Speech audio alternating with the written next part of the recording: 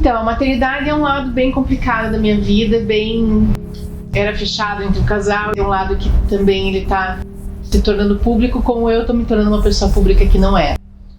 Eu tive a primeira gravidez em 2017, que terminou com um aborto. Eu não passo normalmente do 3º mês, então eu tive 4 abortos espontâneos até hoje.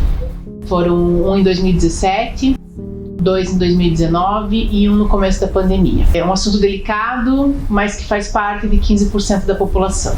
Os casais não falam sobre isso, normalmente é um núcleo muito fechado. Mas é uma grande realidade da população, onde a gente não tem apoio, quem não tem estrutura não consegue os melhores tratamentos, então é algo assim que bate a porta de vários casais, bate a porta e normalmente as mulheres são acusadas de que elas têm um problema e muitas vezes não é isso. No nosso caso, a gente não descobriu qual é o problema até hoje, a gente não tem uma resposta para tudo isso que aconteceu. Então eu sou uma tentante, vou continuar sendo uma tentante, isso faz parte da minha vida, ser tentante. Quem sabe um dia eu consigo, quem sabe um dia eu transformo essa maternidade de uma outra maneira, ela vai surgir, de uma maneira ou de outra, ela vai vir. Então, é isso aí, é uma briga que eu vou ter para as mulheres, é uma briga que eu tenho também na questão, como é que eu vou te dizer? Acho que a gente tem muita violência obstétrica, eu mesmo passei por uma violência obstétrica aqui em Curitiba, quando eu tive que fazer curetagem. A minha primeira curetagem, que eu queria na verdade material para poder fazer estudo, para saber se era um problema com o feto, o problema com isso, ela foi completamente traumática. Foi assim, algo que não precisava ter sido feito, foi cruel. E não consegui recolher o material a tempo por causa da demora que foi feita essa curetagem. Então eu tive que realmente fazer uma segunda curetagem, eu só consegui fazer daí em 2020.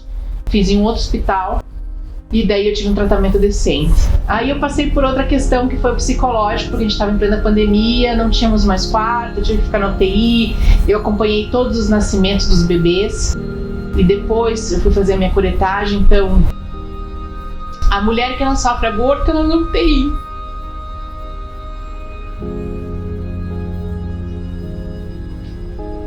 o apoio psicológico, o apoio para poder conseguir. É bem difícil, mas a gente continua e a gente vai um dia conseguir, nem que seja por adoção ou por outra maneira, a gente ainda vai conseguir ser pais, mas é muito difícil. A gente escuta barbaridades como mulher, né? E outra, por que a gente a mulher ela tem que escutar essa pergunta? Você é mãe? Você vai deixar teu filho em casa? Por que você não tem filho? Você não quer? Entendeu? Por que a gente tem que passar por isso? Por que não fazer essas perguntas para os homens? É o que eu falo, você não tem que fazer essa pergunta para as mulheres ou para um casal que acabou de casar. Você não vai ter filho? Porque a gente não sabe a realidade que está atrás. E a grande realidade é que os casais que passam por isso não falam sobre o assunto. Porque é muito difícil e muito dolorido falar sobre o assunto. É algo que mexe muito com o emocional do casal. E quantos casais terminam por causa disso? Outra, graças eu tenho condições de poder fazer tratamentos. E os casais que não têm? Porque a gente não tem estrutura no SUS para isso. Então muitos casais do SUS acabam terminando porque às vezes até o homem culpa a mulher e acabou. E muitos casos de tentantes, o problema não é da mulher, é do homem. E são casos que sim são fáceis de resolver. Fala no SUS de dar tratamentos para esses casais. Se já no particular tem planos, a gente não consegue fazer uma contagem de óvulos no plano de saúde, você tem que fazer no particular. É isso que eu falo. Imagine um casal que não tenha condições. É preciso fazer tratamentos, é preciso autorizar exames no SUS.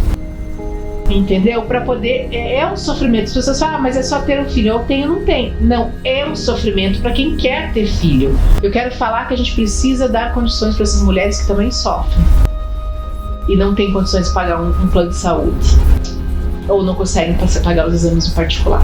A gente precisa lutar por esses direitos das mulheres. E essa questão obstétrica, que já vem acontecendo em outros casos também de violências obstétricas, a gente precisa melhorar muito essa questão da saúde.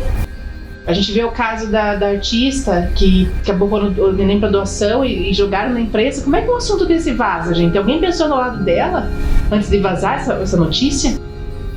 do caso da menina que foi estuprada e queria fazer o aborto e a juíza negou, ninguém se põe atrás da pessoa que está passando por isso, né? E a lei, gente, o aborto, ele é lei, igual o meu caso. A gente tem agora uma cartilha que diz que todos os abortos têm que ser investigados. Qual seria a minha dor do meu aborto que foi natural ser investigado 4 vezes?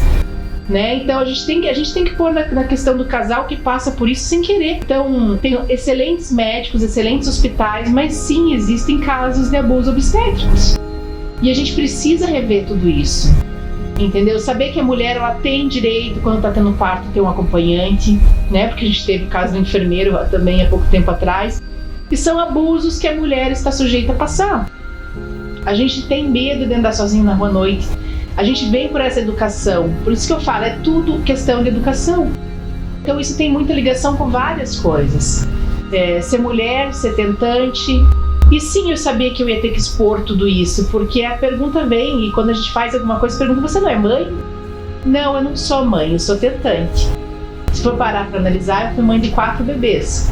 Eles não nasceram, mas eu fui mãe de 4 meninos. Então, é uma realidade que eu passo como muitos casais, e eu acho sim que está na hora da gente se unir e falar, porque tem várias soluções e casais passando por isso que eles não sabem o que tem para fazer, que tratamento tem que fazer, qual exame tem que fazer.